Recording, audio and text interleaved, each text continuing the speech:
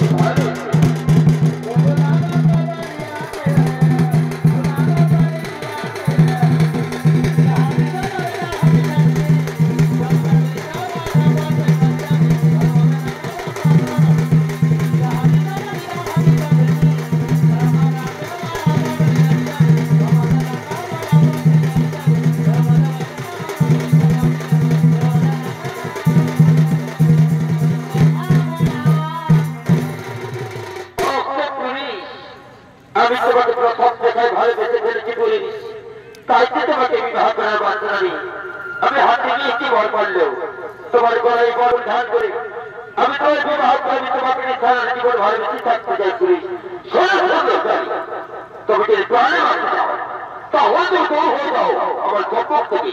তুমি জানো নারী, আমি যেতে দাদার সাথে পরবর্তী হয়েছি সেই দিনে প্রতিজ্ঞা করেছি 14 বছর আমি কোন নারী স্পর্শ করবো না, এমনকি 14 বছর কোন নারী থেকে ধর্ম থাকবো না। তাই তো নারী তুমি দূর হয়ে যাও আমার সম্পর্ক থেকে। তুমি জানো না পুরুষ, আমি বিরাট করে নেব, আমি মনে করবো তোমায় আমি জোর করি বিবাহ, তুমি জোর করি বিবাহ, তাই আমি তারপর কতটি যুদ্ধ হয়ে হয়েছে।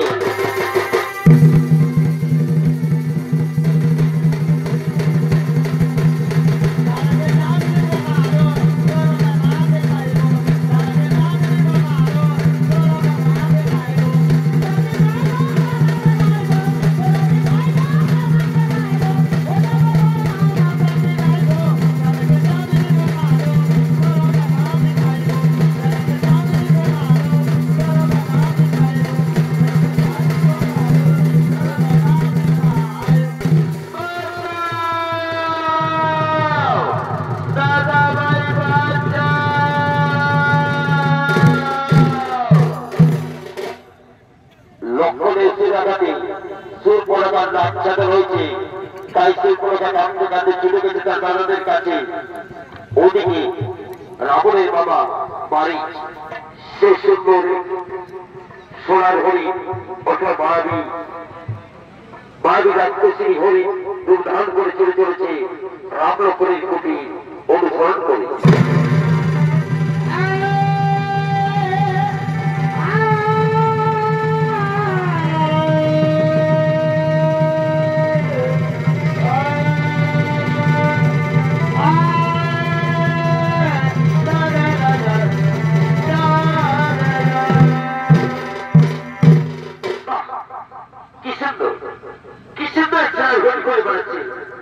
আমার কর্ণে চারিপাশে এই সুন্দর ঝোলা ঝোলা হয়ে ভরে আসবো আমার কর্ণে কুটিরে যখন আমার সামিয়ে থাকবে আমার চাউরে থাকবে না, তখনই সুন্দর ঝোলার হয়ে আমি চেনা করবো।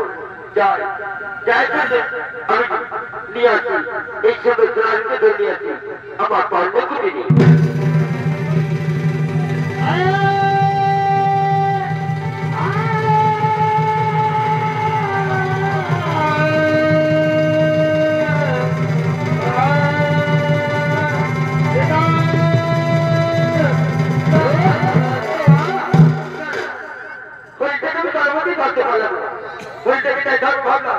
তাই হইটাকে বদলে ভাবতে পারি করে এবার আমি চলে যাবো।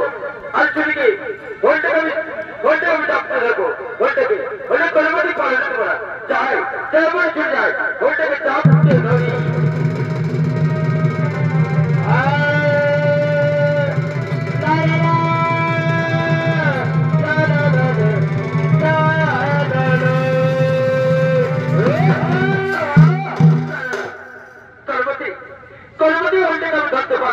পারিবার চেষ্টা করি ঘরটাকে তো ধরতে পারো না। এক্ষুনি আমার স্বামীকে গিয়ে বলি চাবি ওইদিকে দেখো, ওইদিকে তাকিয়ে দেখো চাবি কি সুন্দর খেলা করি আমার কর্ণগুলি চারিপাশে ঘুরে বেড়াচ্ছে। যাও না চাবি ওই সুন্দর খেলাটাকে ধরে দাও আমার কর্ণগুলি ওইটা চাবি ওইটা চোখের আগের দিকে যাচ্ছে। যাও না চাবি সুরক্ষিত। তুমি জানো না সীতা গভীর হইলে কখনো সোনার হল থাকতে পারে না সীতা। এ নিশ্চয় করে ভাবি জন্তু নতুবা নিশ্চয় করে ভাবে আত্মসে চলা তুমি আমাকে কারামতি বোঝাতে পারবে না কবি। সেটা আমি খুব কাছে গিয়ে তাকে বাড়ি করার চেষ্টা করেছি। তাই চাও না কবি আমি জীবনে তোমার কাছে কি চাই বলে যাবি এই চিন্তা ধরে না পারলে খুঁজি। ঠিক আছে সেটা তুমি যখন তাই চাইছো তবে তাই করে সেটা তবে চলো সেটা আমি কবি রোডে চলে যাওয়ার আগে আমি তো একটা কথা বলে যাই সেটা যতক্ষণ না কবি রোডের থেকে আমি তোমার পারলে কুটে ফিরে আসছি ততক্ষণ পর্যন্ত তুমি কুটে বাড়ি বাদ করে না সেটা বলি ভাই লক্ষ্য শোনো তো ভাই লক্ষ্য আমি একটা চলে যাবো কবি রোডে আর কবি রোডের থেকে যত না কুটে ফিরে আসছি ততক্ষণ পর্যন্ত তুমি আমার কুটে দাঁড় অবন্ত করে থাকবে। শোনো দাদা আমি তোমার আদেশ পালন করা এটা আমার কর্তব্য। তাই তুমি যাও দাদা, আমি এক পরিশ্রম করবো, আমি তোমার কুটির দ্বার অবরুদ্ধ করে থাকা। যাও দাদা, যাও।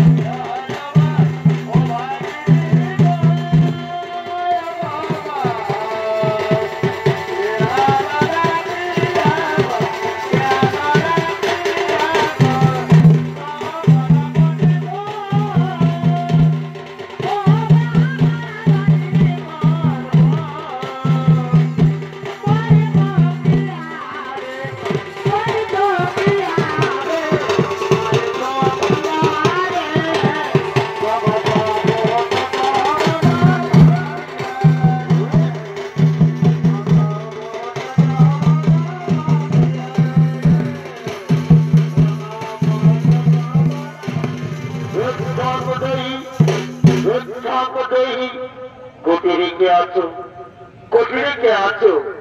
এই কি পরিবার? কুটিরে তো আমি রয়েছি পরিবার, বলো মিত্র বটে পরিবার।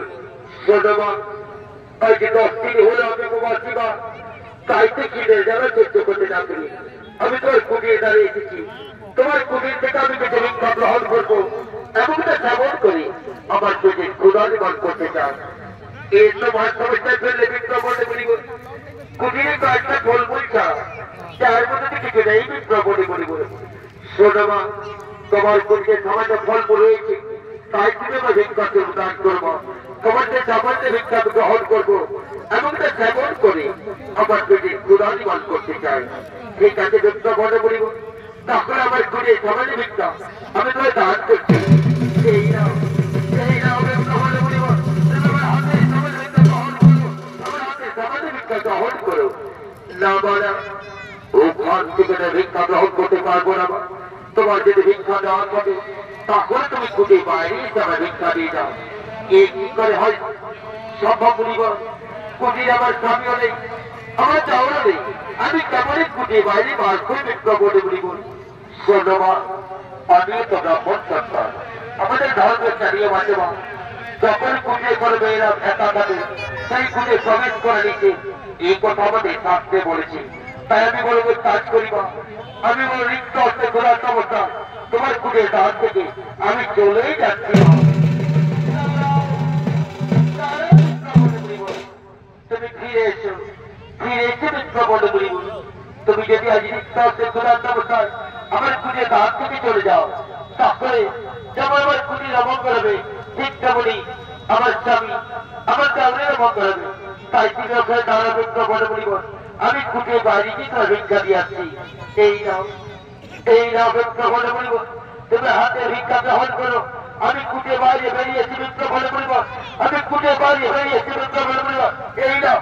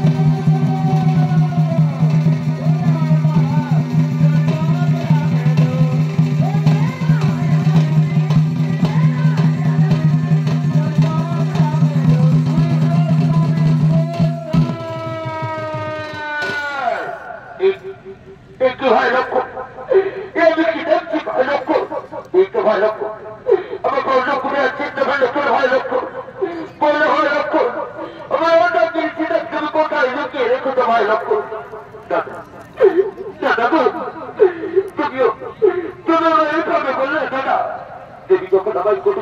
দাদা তখন আমি এদিকে দেখতে রাখতে রাখতে আমি ছেড়ে দিলাম গভীর হলে তোমার কাছে। দাদা আমার মন বলছে নিশ্চয় করো ভাবে আত্মক্রিয়া দাও আমাদের নবী চিতাকে চিন্তায় করে নিয়ে গেছে দাদা।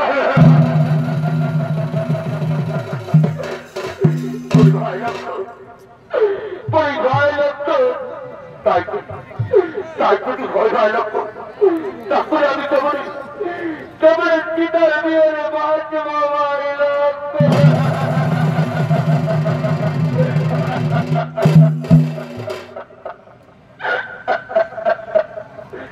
তুমি ভয় লক্ষ্য তুমি কেন না ভয় লক্ষ্য যেদিন আমি ওই চিন্তা রোগের কাজ করি গভীর হয়ে করুন আমি সেই দিন আমার পিতা আমার পিছুটিকে বলেছিল পুত্ররা তুমি তো চন্দ্র পুত্র 14 বছর জন্য গভীর হয়ে কবি ফিরে আসতে পুত্র সাথে তো রয়েছে তোমার অসাধ্য পিতা সাথে তো রয়েছে তোমার অমিত ভয় লক্ষ্য সেই দিন আমি গুটি গুটি পায়ে যে পিতা চলে পিতা প্রণাম করি পিতাকে আমি কথা দিয়ে বলেছিলাম পিতা আমি আসবো পিতা আমার অনেক ভয়কে সাথে নিয়ে আমার পিতাকে সাথে নিয়ে তবে সেই দিন পিতা সেদিন আমার মনোবাদ জীবন পূর্ণ হবে বলুন পূর্ণ ভয় লক্ষ্য আজ আমি কেমন ওকে দেবো তো ফিরে যাবো আমার লক্ষ্য।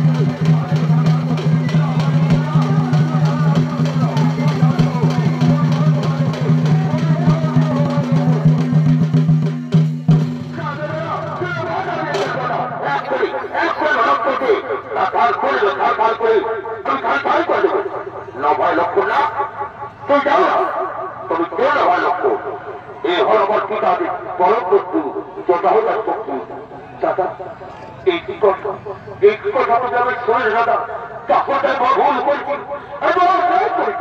আমার পিতার বড় বন্ধুকে বয়ান করে অর্থ করেছি দাদা ওই পক্ষীটাকে আমরা সবাইকে দিয়ে দেবো কেন চলতে পারি তোমার নাটক করছে হ্যাঁ ভাই লক্ষ্য তাই তো ওই পক্ষী তাই দেবো কেন চলতে পারি আমার নাটক করছে রাম শ্রীয়া রাম আমাদের ক্ষমা করে পড়ছে সর্বরাম লক্ষণ তোমরা হলে আমার বন্ধু হিসেবে তোমাদের দেবী সীতাকে লঙ্কাদি কোটি এমন চিন্তায় করে গেছে তাই সীতা দেবী যখন যাচ্ছিল তখন সীতা দেবী বাঁচাও বলে চিন্তার করছিল আমি তো সীতা দেবীর কাতর কণ্ঠ শুনতে দিই রাবণ তোমার হাতে অঞ্চলে ছুটে গেছিলাম তখন রাবণ তার হাতে ঢালন কবি আমার সাদা করে খান করে দিয়েছি তাই যাও রাম লক্ষণ তোমরা কবি হনুমানের তোমার সাথে বিশ্বর ভাবে তোমরা চলে যাও লঙ্কায় এবং সীতা দেবীকে উদ্ধার করে এসো তোমাদের কর্ণকুটি জলপক্ষী এমন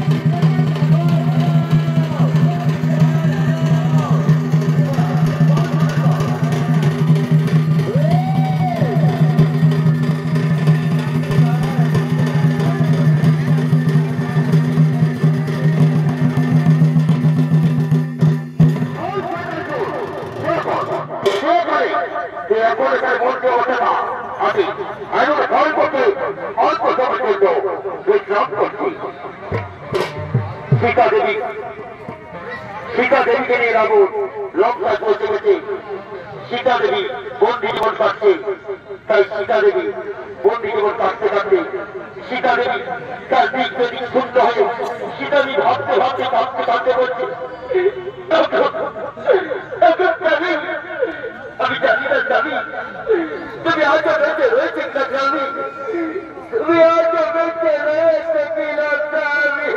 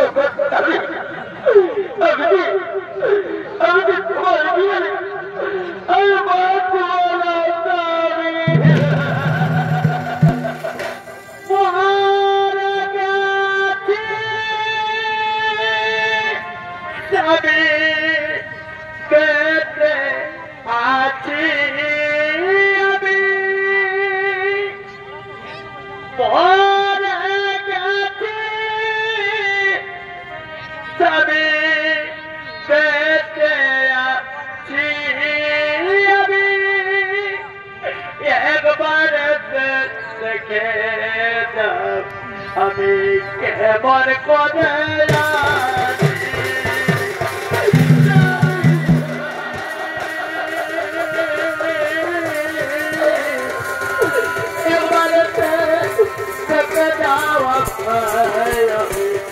কেমন করে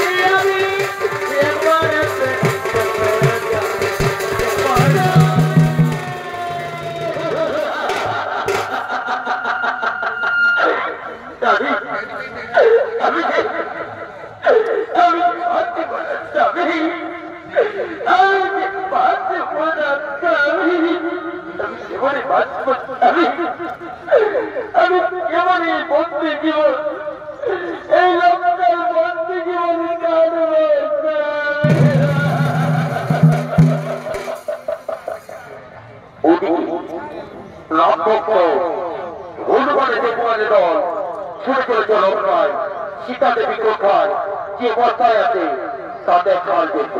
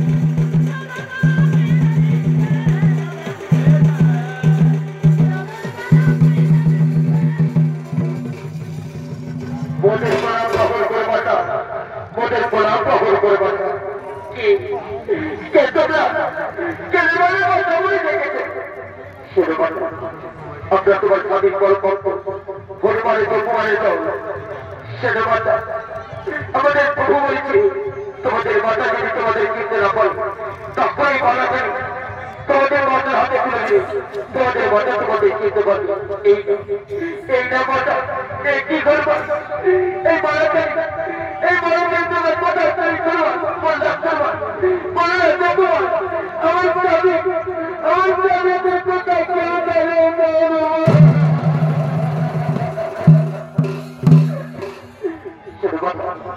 আমাদের প্রভু ভালো আছো মাতা আমরা প্রভু রাখো ভালো আছো তোমাদের প্রভুদেরকে নিয়েছে আমাদেরকে এই বস্তু জীবন মুক্ত করে নিয়ে যাও তোমাদের প্রভুরা যাও ভগবান তোমরা চলে যাও তোমাদের প্রভুদের সাথে